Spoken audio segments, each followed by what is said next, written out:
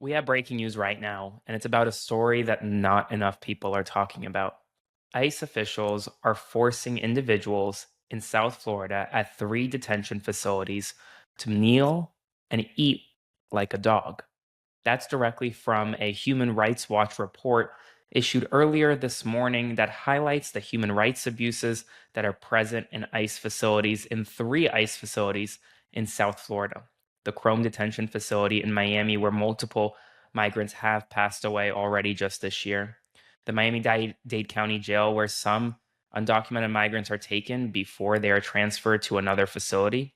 And the Broward County ICE Transitional Facility, which is another one of those facilities in which migrants are taken before they are transitioned out of. Immigration is an issue that has broken through like no other.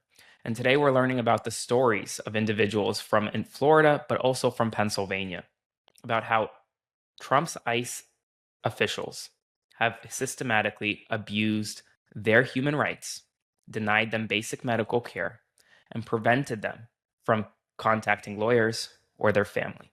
So I want to take a minute and tell you their stories, starting with Fernando Eduardo Ortiz.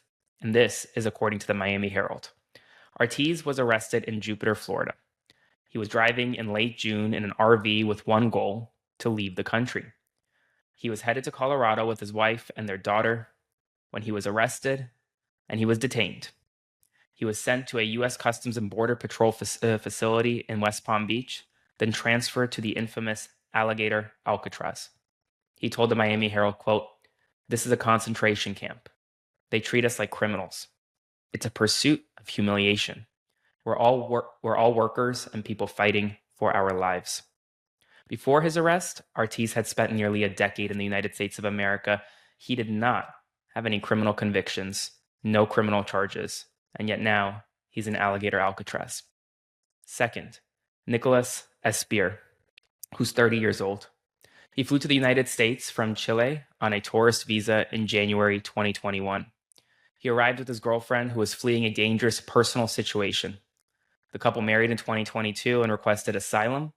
They pay taxes, they obtain work permits and social security numbers, and they have two United States-born daughters, both of which are American citizens. He was arrested on May 22nd at the Miami Design District. He was held at the Turner Guilford Night Correctional Center longer than 1 month.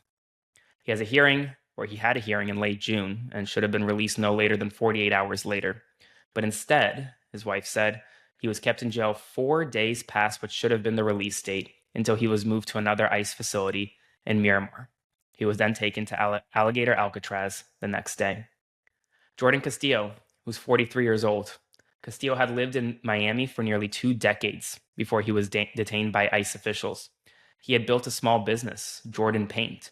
The company allowed him to make a decent living and give others the opportunity to work. He had some legal troubles. Court records show that felony charges dating back to 2019 for drug possession, which was dropped, a concealed carry violation with no action taken, and fleeing from police, for which he served 6 months probation. Last month, he was arrested for habitually driving without a license and was taken to Alligator Alcatraz on July 3rd. Now, I want you to listen to this story that he told the Herald. He was handcuffed and left outdoors in the sun as a punishment for attempting to go on a hunger strike inside a detention center. As mosquitoes swarmed him, he pleaded with guards to bring him inside. He was kept outside for nearly 3 hours. He told the Miami Herald that there are fights between detainees over scarce amounts of food. COVID-19 cases have spread inside one of the cells, and they are harming detainees, leaving them in the sun to do so. Daniel Muela Gomez. Daniel is 31 years old. He's an employee of Hubbard Construction in Orlando, Florida. He was pulled over for speeding on June 25th. He had a work permit, a driver's license, a social security number, and he was paying taxes. Instead, he was detained. No criminal charges, no criminal convictions. You see a pattern here. He was now sent to Alligator Alcatraz as well. Inside the detention center, Gomez says guards force detainees to eat their food during scheduled meal times or throw away what's not eaten. Saving food for later is not permitted. He was punished, literally using food as the punishment. He said that he has developed lung pain inside Alligator Alcatraz, the first time he has ever dealt with such pain in his life. These are just some of the stories of individuals in Miami, Florida right now. And according to Human Rights Watch, which is the new report that was released this morning, there are significant human rights abuses throughout a number of the detention facilities, not even including Alligator Alcatraz, which is the one in the middle of the Everglades. Now, I'll take a point of personal privilege here. I'm from South Florida. I grew up going to the Everglades on school trips with family. Building a facility in the middle of the Everglades is the definition of cruelty. There's significant bug presence. If you ever get lost in the Everglades, you're never getting out. It is extremely hot and humid. We know now that there's not adequate ventilation. There's not adequate, essentially, protections from flooding.